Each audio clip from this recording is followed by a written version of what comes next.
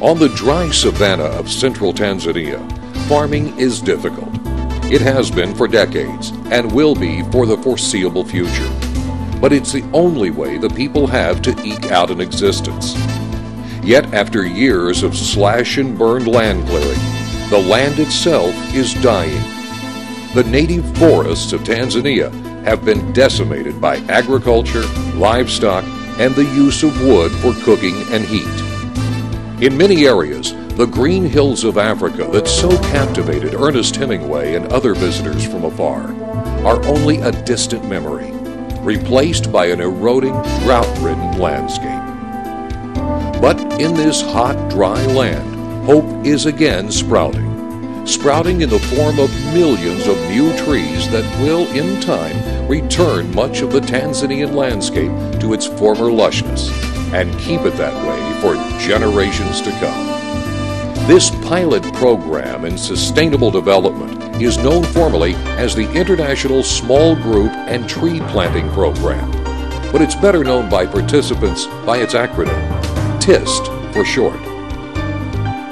The program involves an ambitious range of objectives to improve the environment and strengthen the social fabric of the area through the development of cooperative small group endeavors. But at its core, the goal of TIST is to plant trees, millions of them, to restore the environment of central Tanzania.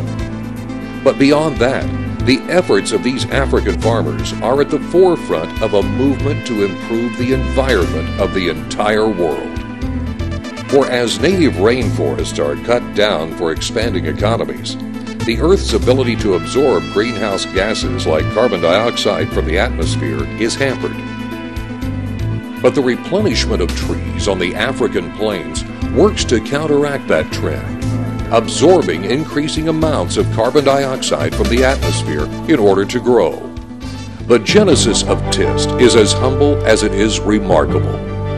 In 1998, Anglican Bishop Simon Chawanga of the Diocese of Mpwapwa began organizing the members of his diocese into small cooperative groups of 10 to 12 individuals.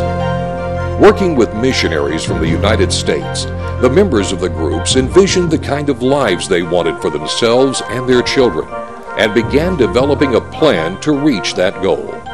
At the heart of the plan were trees, the planting of millions of trees to stop devastating erosion of the topsoil, and to provide shade for the growth of native grasses that would, in turn, stop the runoff of precious rainwater and work with the trees to stop erosion.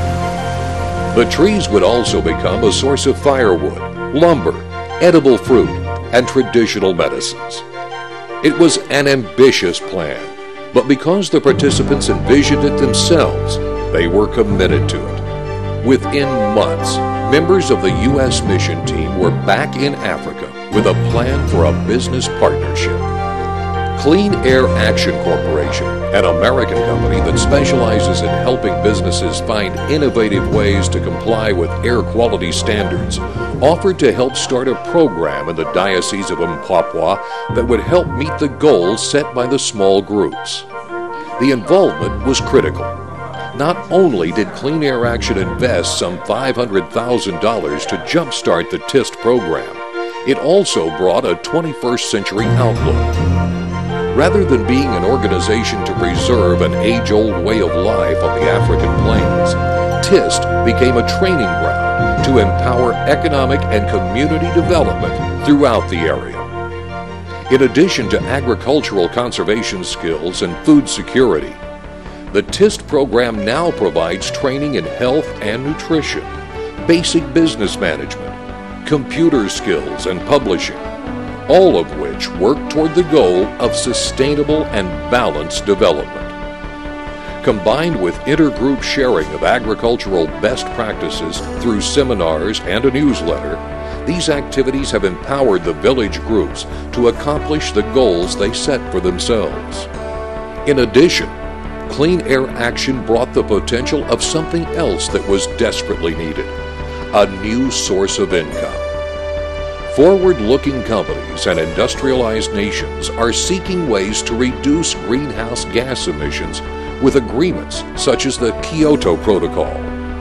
One of the most innovative ways to do that is to buy greenhouse gas credits from developing nations to offset emissions at home.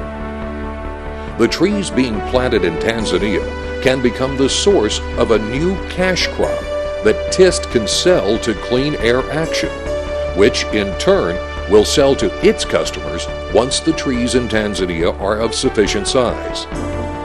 In the meantime, TIST participants are paid a small stipend for every living tree.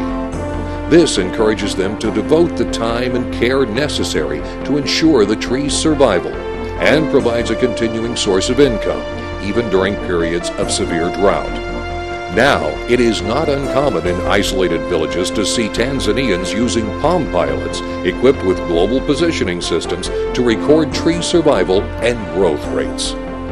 In 2001, the Dow Chemical Company Foundation pledged $1.2 million to the Institute for Environmental Innovation, which is committed to further development of the TIST program and its replication in other areas of the world.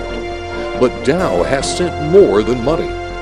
Employees of Dow AgroSciences go directly to Africa to share improved agricultural methods that utilize only the Tanzanians' existing hand tools and natural fertilizers.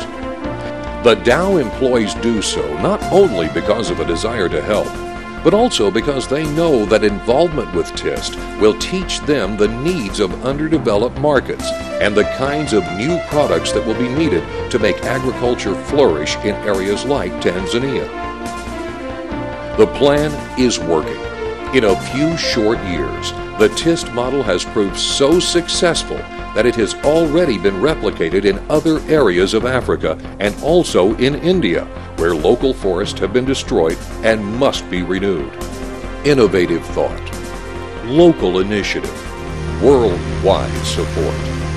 A powerful combination capable of changing lives now and for generations to come on the plains of East Africa and around the world.